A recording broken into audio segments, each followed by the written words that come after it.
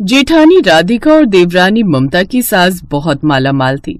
मालामाल इसलिए क्योंकि उनके पति सरकारी ऑफिसर थे। उनके जाने के बाद पेंशन उन्हें आती थी। इसके अलावा गांव में एक पूरी मार्केट उन्हीं के नाम पर थी, जिसका लाखों का किराया उन्हें मिलता था।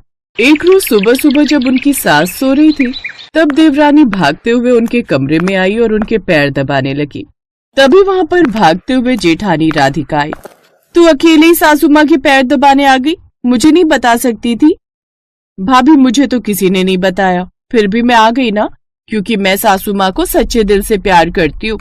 नहीं, मैं अपनी सासू माँ से सबसे ज्यादा प्यार करती हूँ। उसकी सास जल्दी से उठकर खड़ी हो गई। वो नहाने के लिए बाथरूम में गई तो देखा वहां पर तौलिया, साबुन और गर्म पानी पहले से ही तैयार रखा था। मैं भले ही अपनी बहू को डांटती रहती हूँ, लेकिन दोनों मुझे बहुत प्यार करती हैं। हर रोज मेरे उठने से पहले मेरा सारा इंतजाम कर देती हैं। नहा धोकर जैसे ही वो बाहर हॉल में आई तो देखा दोनों बहुओं ने नाश्ता टेबल पर तैयार रखा था। सासू माँ, आज हम दोनों ने आपकी मनपसंद खीर बनाई है और नाश्ते में आलू के पराठे के साथ साथ दही की चटनी भी बनाई है। क्या बात है बहू, कोई सपने में भी नहीं सोच सकता कि आज के जमाने में भी तुम जैसी बहुएं हो सकती हैं। कभी कभी मुझे ये सब कुछ झूठ लगता है। मुझे लगता है मैं सपना देख रही हूँ।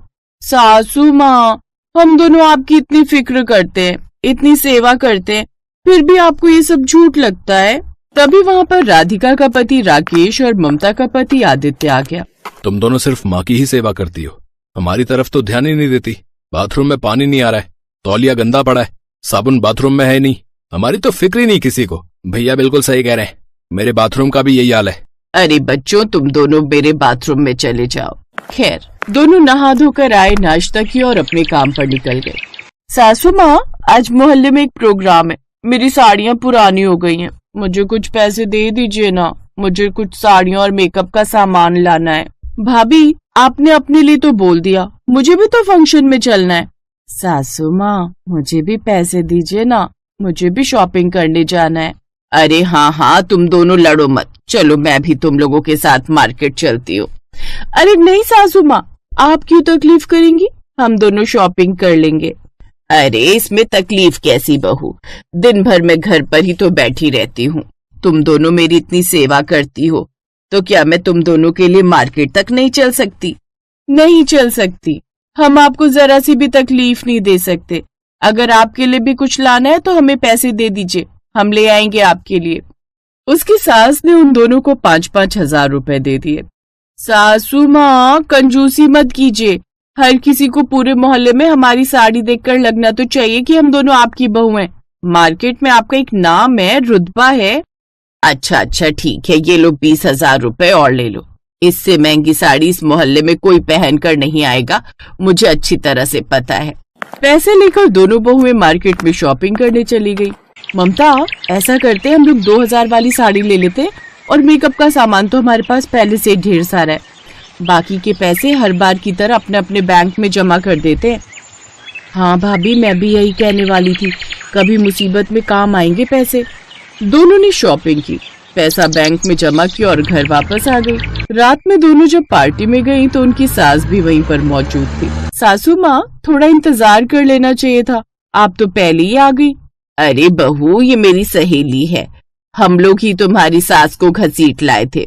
तुम दोनों अपनी सास पर कुछ ज्यादा ही हुक्म चलाती हो। अरे नहीं, मेरी बहुओं जैसी बहुएं इस मोहल्ले में तो क्या, मुझे लगता है आज के समय में पूरी दुनिया में कहीं नहीं होंगी।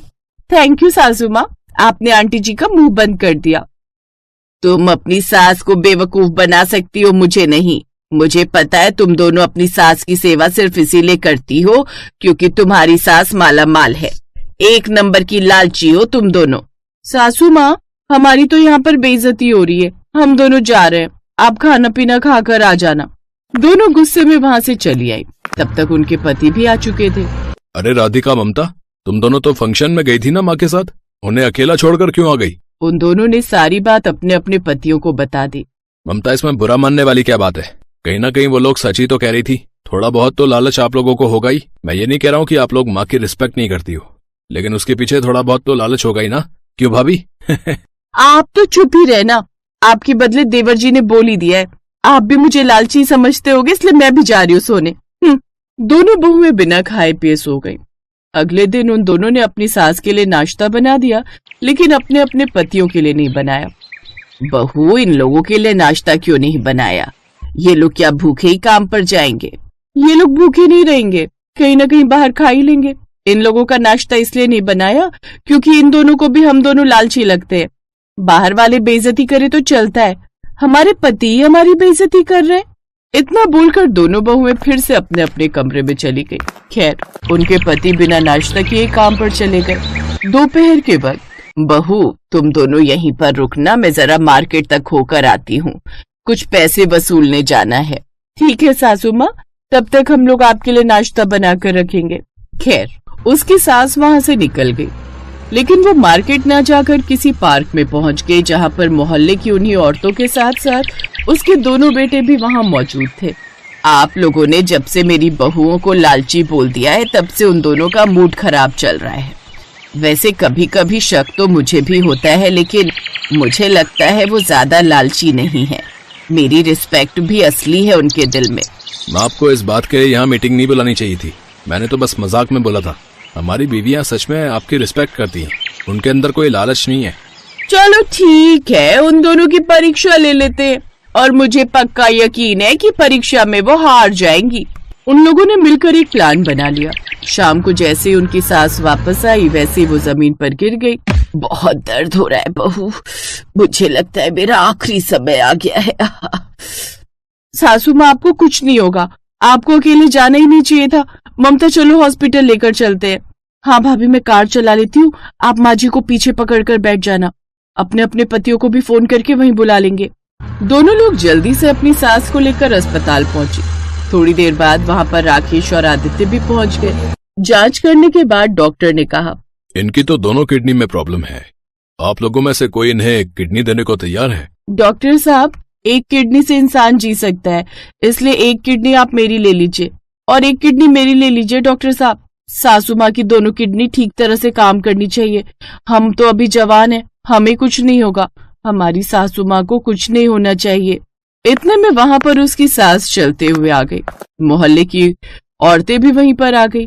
देख लिया तुम लोगों ने, मेरी बहुएं इस परीक्षा में पास हो चुकी हैं। आज हमने स्वीकार कर लिया कि हम ही गलत थे। आपकी बहुएं सच में आपसे बहुत प्यार करती हैं, क्योंकि कोई भी लालची बहू अपनी सास को अपनी किडनी देने के लिए तैयार नहीं होगी। इसका मतलब आप सब लोग ये नाटक कर रहे थे, हमारी परीक्षा ले रहे थे आप लोग? मुझे माफ कर देना, मैंने तो इन लोगों के कहने पर यह सारा नाटक किया। खैर, सभी लोग अपने अपने घर आ गए। घर आने के बाद दोनों के पतियों ने भी अपनी अपनी बीवियों से माफी मांग ली। राधिका, ममता, हम दोनों ने तो सिर्फ मजाक किया था उस दिन।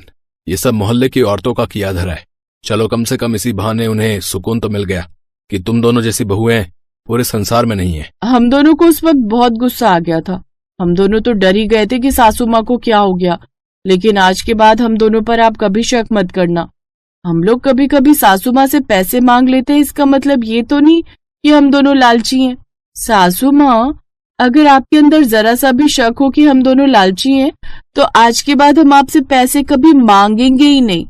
अरे नहीं बहू, तुम दोनों तो मेरी बेटी जैसी हो।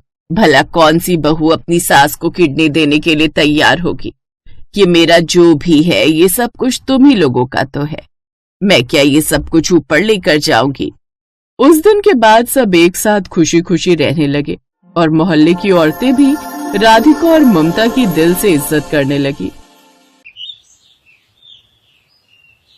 जल्दी कर सोना, वो लोग आते ही होंगे। हाँ माँ, हो ही गया बस। भगवान से दुआ कर कि उन्हें तू पसंद आ जाए। पता है लड़का पुलिस में है, जीवन भर रानी बनकर रहेगी तू। पसंद कैसे नहीं आऊंगी, मैं इतनी सुंदर जो हूं। अरे जब माँ बाप का एक ही लड़का हो और वो भी सरकारी नौकरी में, तो उसके लिए ना तेरी जैसी 36 सुंदर लड़कियों के रिश्ते लाइन में लगे रहते हैं, समझी? सोना और उसकी माँ लड़के वालों की आवभगत की तैयारी कर रहे थे। तभी सुनील और उसकी माँ बाहर अपनी गाड़ी से नीचे उतरे। नमस्ते बहन जी। नमस्ते नमस्ते। तो ये घर है आपका? हाँ जी, यही घर है हमारा। आपको कोई दिक्कत तो नहीं हुई ना बेटा जी? दिक्कत? अरे गलियां इतनी पतली हैं कि गाड़ी भी नहीं आ पा रही थी हमारी। हाँ, वो गलियों की दिक्कत तो है बेटा जी। अच्छा, आप लोग अंदर चलिए ना। हाँ, जल्दी चलो, अभी 2-3 जगह और भी तो जाना है। जी, ये है मेरी बेटी सोना। नमस्ते जी। नमस्ते नमस्ते। क्या कर रही हो आजकल वैसे? जी, कॉलेज खत्म हो गया है, मैं गोल्ड मेडलिस्ट हूँ। अरे वाह, ये तो अच्छी बात है। हाँ हाँ, अच्छा है। देखिए बहन जी, मेरे और मेरे बेटे के पास ज्यादा टाइम नहीं है। आपको तो पता ही होगा, मेरा बेटा पुलिस में हेड कांस्टेबल है। तनख्वाह पूरे 40,000 रुपए है, लेकिन असली पैसा तो ऊपर से आता है। महीने में 1.5 से 2 लाख रुपए आराम से बन जाते हैं। ऊपर से बहन भी इसकी एक ही है, उसकी भी 2-3 साल में शादी कर देंगे। फिर तो आपकी बेटी का ही राज होगा हमारे घर पर। बाकी मेन रोड पर 3-4 दुकानें हैं, 2 मकान हैं और गांव में भी खूब सारी खेती है। आहा, भाग ही खुल जाएंगे मेरी सोना के तो बहन जी। वही तो कह रही हूँ। तो अब आप भी बता ही दीजिए, आप क्या देंगे दहेज में? जी, मेरी हालत तो आप देख ही रही हैं बहन जी, ज्यादा तो नहीं दे पाऊंगी, पर फिर भी आप बताइए कि क्या मांग है आपकी। बात साफ है, एक से बढ़कर एक रिश्ते आ रहे हैं मेरे सुनील के लिए, और जब से पुलिस में लगा है तब से तो हम थक गए हैं मना करते करते। अरे, लोग तो 50-50 लाख की शादी करने को तैयार हैं, पर आपकी लड़की पढ़ी लिखी है तो आप बस 30 लाख में ही कर देना सब मिलाकर। 30 लाख पर ये तो बहुत ही ज्यादा है बहन जी।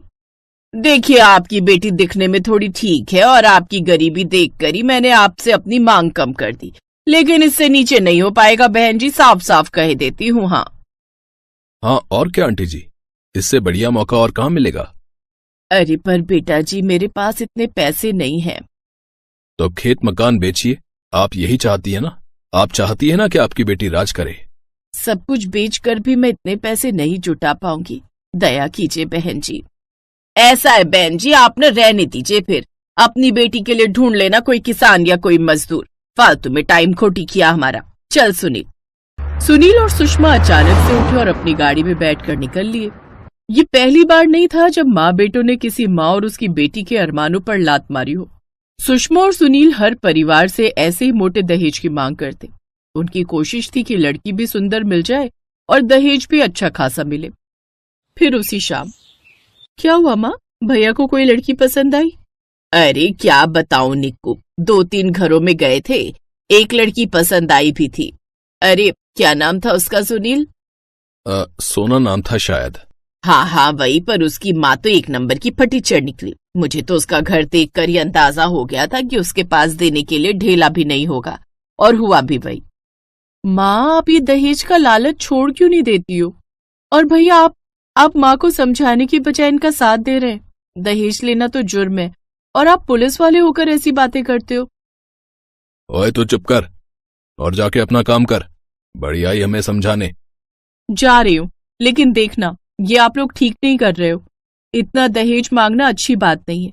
अगर भगवान नाराज हो गए ना तो लेने के देने पड़ जाएंगे एक दिन।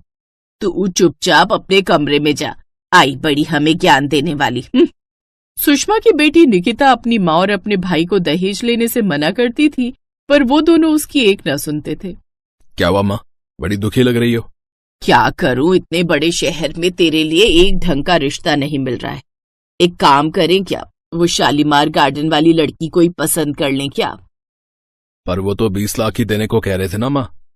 हाँ बेटा, 30 ना सही 20 ही सही। ठीक है माँ, तो एक काम करते हैं, कल सीधा चल ही पड़ते हैं, उनसे वहीं जाकर बात कर लेंगे। सुनील और सुषमा बात कर ही रहे थे कि तभी सुषमा के फोन पर एक कॉल आता है।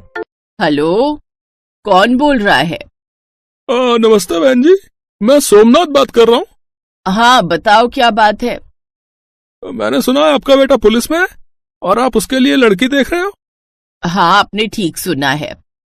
तो आप एक बार मेरी बेटी को आकर देख लीजिए, वो नौकरी करती है और अच्छा पैसा कमाती है, घर का सारा काम भी जानती है।